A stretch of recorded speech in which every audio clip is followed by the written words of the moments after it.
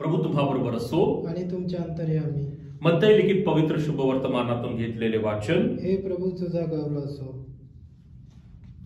मग येशू आपल्या शिष्यांना म्हणाला, माझ्या मागे येण्याची कोणाची इच्छा असेल तर त्याने स्वतःचा त्याग करावा व आपला वधस्तंभ उचलून घेऊन मला अनुसरावे.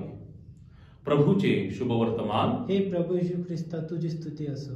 ख्रिस्तामध्ये माझ्या प्रिय बंधूंनो आणि भगिनींनो, येशूच्या काळात वधस्तंभ म्हणजे काय?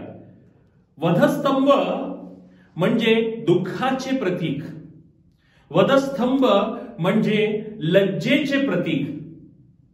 आणि रोमी लोक जे गुन्हेगार होते, कठोर गुन्हेगार होते, त्यांना वधस्तंभाची शिक्षा देत असत. परंतु उघडपणे वधस्तंभाबद्दल ते लोक कधीही उच्चार सुद्धा करत नव्हते, कारण त्यांच्यासाठी वधस्तंभ म्हणजे लज्जेचे प्रतीक, दुःखाचे प्रतीक, वेदनेचे प्रतीक. तरीही येशू आता उघडपणे सांगतो, वधस्तंभ पत्करल्याशिवाय माझे शिष्य तुम्ही बनू शकत नाही.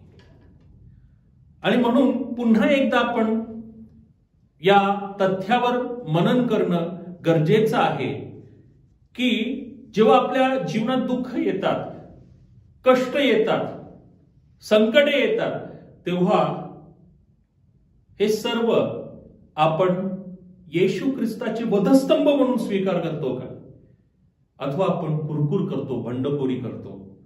आमेन.